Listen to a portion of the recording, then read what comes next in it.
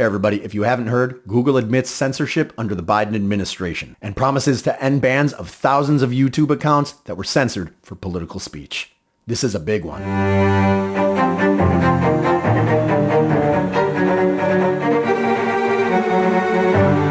All right, so I got a lot to get into. I'm going to try to be as concise as possible. I mean, it's just nuts. I don't even want to get into that. I don't want to get into anything really surrounding the Charlie Kirk assassination. I think at this point, right, let's let the family mourn and grieve properly. So I'm going to try to stay off of it. There's one thing I want to address to it, and that's Jimmy Kimmel losing, or not even losing his job, just being indefinitely suspended, which rumor is he's going back on air soon. You know, I don't agree with the FCC chairman pressuring ABC to basically fire him over his comments. His comments were stupid, as they usually are, because the man, honestly, I don't think Squints has a brain. He's had to stick his foot in his mouth so many times and not apologize for it, so maybe that's why he keeps doing it. But he's just wrong on so many things, right? Like, you know, he basically, what he got, dismissed for was his comments about the shooter of Charlie Kirk, saying, you know, we sunk to a new low, and basically MAGA is trying to blame the left for it when we know that this was one of their own. So he claimed this was a MAGA supporter, right? Before even having the information. And now we know that's absolutely false. It's the opposite. But I don't agree with that decision to pressure him. I think let the free markets take care of it. We as the people, we have the control. We're supposed to have the power. Let us boycott. Let us do our thing. Let us spread words to our friends and say, hey, look at what this guy said. He doesn't like you. You need to know it. Stop watching him. Stop putting your dollars in his pocket. Well, that and then the Pam Bondi thing, she said some off-kilter things where I don't support either. So, and, you know, it's basically on national broadcast telling corporations they have a duty to fire people that are saying some of the nasty things they're saying about Charlie Kirk. Why I don't agree with the things people are saying about Charlie Kirk, I also don't agree with Pam Bondi. That's not her place to say. She's part of the sitting administration. She needs to keep her mouth closed on stuff like that because it can very easily be viewed as coercion. But what we have now, what we know, based on this new report from the House Judiciary Committee about Google, is that this was habitual under the Biden administration. And not only that, when you want to talk about attempted coups, well, apparently there was one under the FBI sitting under the Trump administration when they basically snuffed out the story with the New York Post about the Hunter Biden laptop, right? We know that everything they told us, or they said, oh, it's just, you know, Russian disinformation. That was all a lie. And they were doing that under the Trump administration, obviously trying to sway the public opinion in a political way, right? And sway an election, affect an election, which is something they constantly project onto Republicans. So we also know that Mark Zuckerberg wrote a letter to Congress basically admitting that the Biden administration was pressuring them to censor certain information on Meta, which is Instagram and Facebook. Jack Dorsey also said in several interviews that basically the same thing. The FBI, the Biden administration had pressured them to censor information during the pandemic as well. And now we know for a fact that Google was also pressured by the Biden administration. So let me give you some of the quotes from the Zuckerberg letter, basically. And this is a quote. Senior Biden administration officials repeatedly pressured us to remove content, including satire and personal experiences that did not violate our policies. That pressure was wrong. He then say they made moderation choices that he would not make today. And And he also again confirmed that the FBI warnings led Meta to suppress the Hunter Biden laptop story, which he also now regrets. That was back in August 26th of 2024. So let's kind of jump forward to today. Again, Jack Dorsey said similar things, right, in several interviews about the Biden administration pressuring them.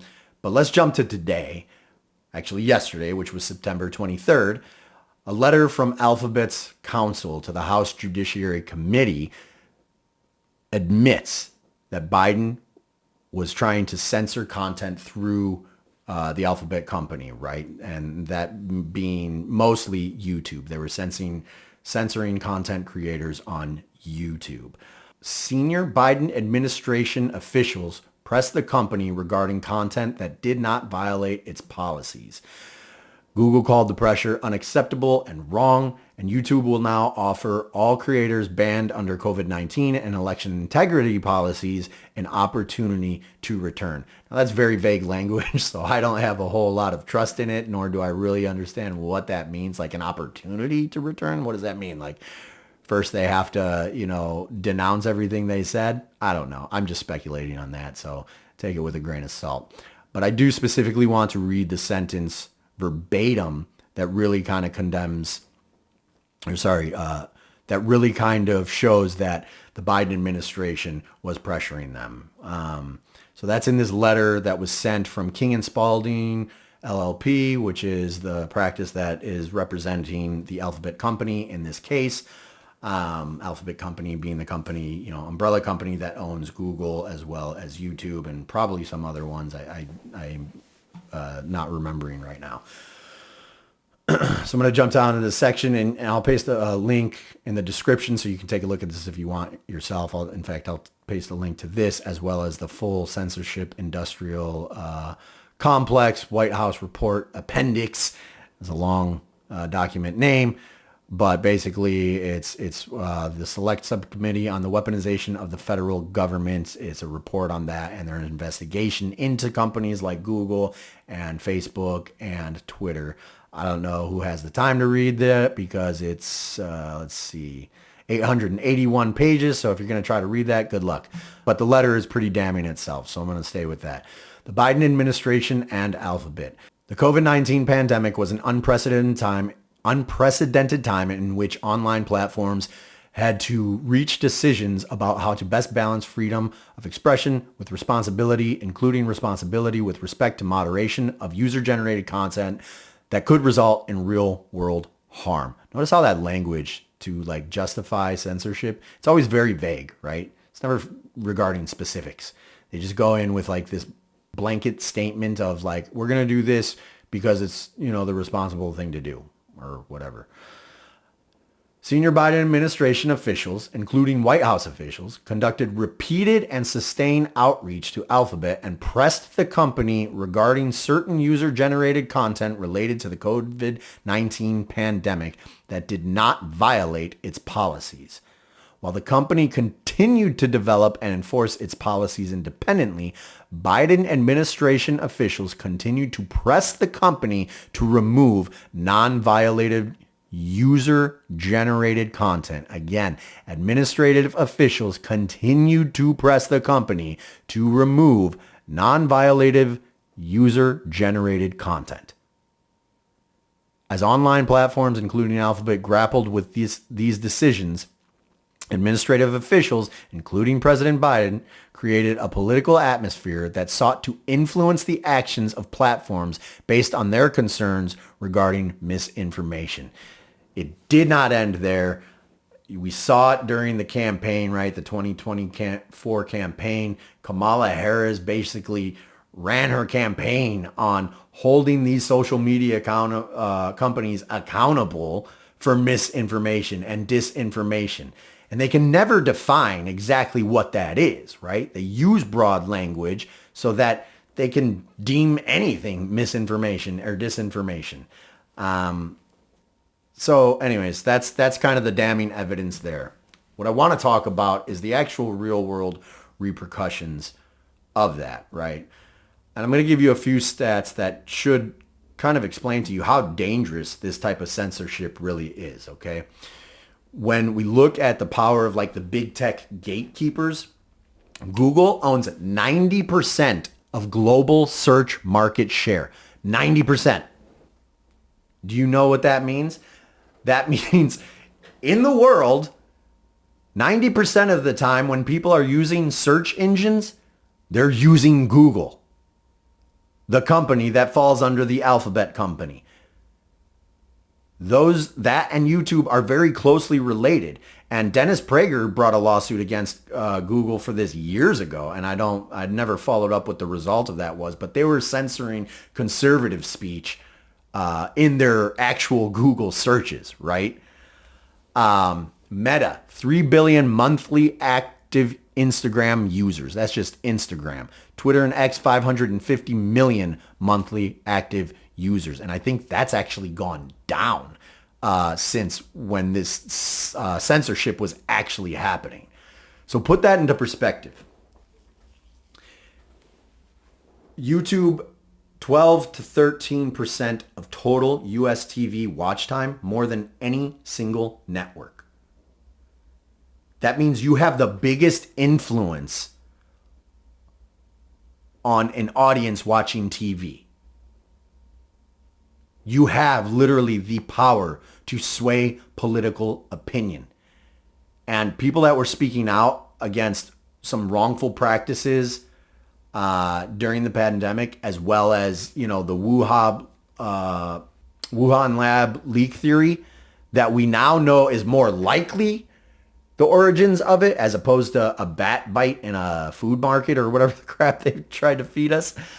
It's just crazy when you put that into perspective, and then 90% of the global search market share, guys, they literally swayed public opinion, which is why so many people just all willy-nilly, without knowing the negative effects that we now know about with the COVID-19 vaccination, just went and did it because they were being fed actual misleading information, actual misinformation that could not be countered because those accounts were being censored at the hands of the Alphabet company due to coercion from the federal government.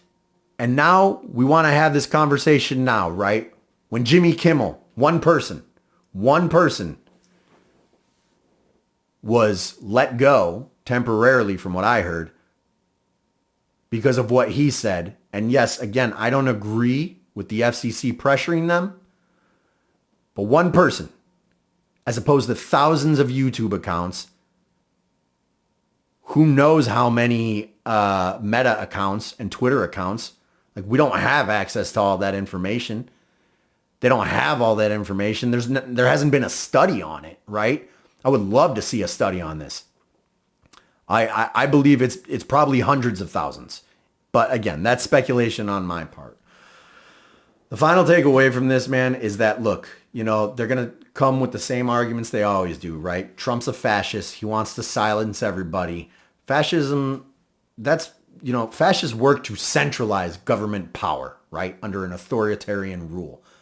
What Trump is actually doing, if you look at it, like the policies, he's kind of dismantling and decentralizing power from the federal government, giving a lot of it back to the states. So one, that obviously that's like the antithesis of fascism. And then when we talk about these types of political coercion, yeah, it's wrong. It's wrong on no matter who does it. But let's not pretend it's happening at the same rate under the Trump administration. We need to call it out. Call it out when Pam Bondi says stupid things. Call it out when the FCC chairman, I can't remember his name, does a stupid thing. Preferably fire him, so we show exactly how serious we are. But let's not pretend that's the same as habitual pressuring of big tech companies to silence people under their administration. And they did it for years. And we now have that evidence.